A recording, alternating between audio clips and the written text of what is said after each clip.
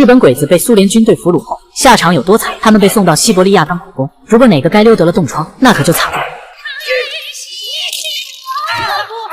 虽然疼得撕心裂肺，鬼子依旧哭喊着：“我还有力气，我还能干活。”但没有人理他，因为得了冻疮就是个废物，而废物就是个浪费粮食的垃圾，所以他被当成柴火给烧了。要是鬼子感冒了，苏军就直接把他扔出火车。日本在别国施加的种种暴行，现在被苏联返还到了日本人身上。这部电影取材于真实事件。上世纪20年代的朝鲜半岛已经沦为了日本人的殖民地。男主金俊植是个朝鲜人，从小就是日本军官家中的仆人，而他和军官的儿子长谷川年龄相仿，两人有着相同的兴趣爱好长跑，便没有主仆之分，成为了好朋友。很快，两人成年后同时参加一场奥运田径赛。金俊植在重重阻扰下率先冲过了终点，可万万没想到裁判都是日本人，他们谎称金俊植作弊，取消了他的比赛资格。朝鲜的百姓不服，发起了暴动，结果全被日本宪兵队击压，发配充军。1939年，著名的诺门坎战役爆发，苏联坦克压境。在这场战役中，苏联向日军展示了坦克的威力，让日军充分地领略到了什么是钢铁洪流，什么是螳臂挡车。战场上到处是被烧焦的日军，整个战场弥漫着烤肉的味道。面对装甲集群的苏联，日军落荒而逃，各自为战。初次交战惨败后，日军再次调兵遣将，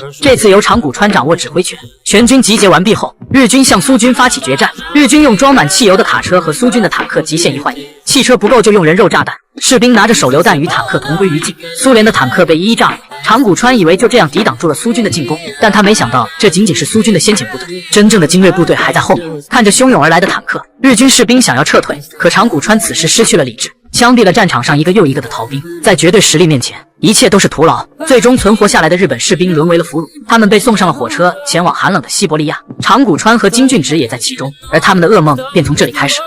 在这里，如果感到是煽动暴乱、枪毙、敢偷吃食物、绞刑，每天日军战俘还会被检查身体，一旦发现患有冻疮或是传染疾病，无论死活，直接扔进火炉进行焚烧。昭和男儿每天都在盼望有天能交换战俘回到日本，可此时每日在太平洋战火连天，天皇早已抛弃了他们。而在战俘营里，朝鲜人和日本兵的矛盾愈演愈烈，双方剑拔弩张，再次发生了暴动。这时苏军军官进来扔下一把军刀，让金俊植和长谷川进行博弈，并说他俩只能活一人。经过一场激烈的厮杀，更胜一筹的金俊植并没有杀死长谷川，两人因此被吊在冰天雪地的木架上熬过一晚。没过多久，德国入侵苏联，斯大林格勒快要沦陷，所有战俘被逼穿上苏军服装，而资源匮乏战俘们每2人才能有一把步枪，没有掩体，没有武器，就这样被推向了战场，成为了活生生的人肉盾牌。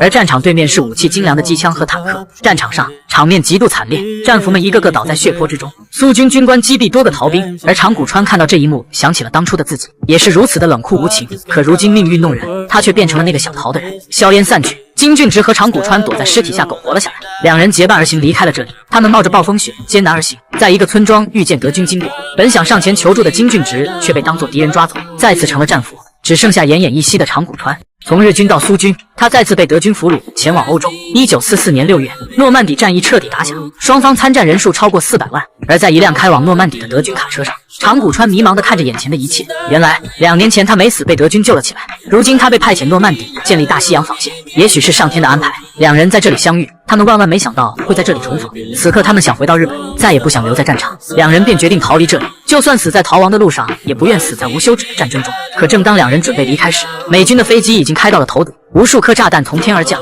他们还没反应过来，美军海上的战舰便开始了轰炸。在远程炮火的掩护下，美军的登陆艇全部涌向海滩，成千上万的美军登陆诺曼底。此时海滩就像一个巨型的绞肉机，无数的士兵成群倒下。混乱中，金俊植和长谷川趁机逃了出来，两人穿过枪林弹雨，在炮火连天中，幸运的是长谷川逃过一劫，而不幸的是金俊植被炮弹击中。此时无数的伞兵从天而降，将他们包围。为了能让长谷川活下去，金俊植扯下胸前的身份牌塞给了他，因为他知道美军是不会放过日本人的，但他们会放过朝鲜人。他要长谷川以自己的身份活下去。最后他倒在了长谷川的怀里，而从此之后，世上再无长谷川，只有长跑选手金俊植。以金俊植的名义，他参加了无数场朝鲜人的比赛，打破一次又一次的记录。8年间，中国军民伤亡共计达3500万，几乎占当时中国总人口的8%，都是日军的残酷罪行。直到1945年8月15日，日本才宣布投降，沦陷区的百姓才终于有见光明的一天。据统计，被送往西伯利亚的战俘有60万，最后遣返的日本战俘还有40万，只消失了20万战俘。这和小日本对我们造成的伤害来说，简直不值一提。对苏军的手段，我们只能给个差评。为什么还要放回去40万？老铁对此怎么看？欢迎评论。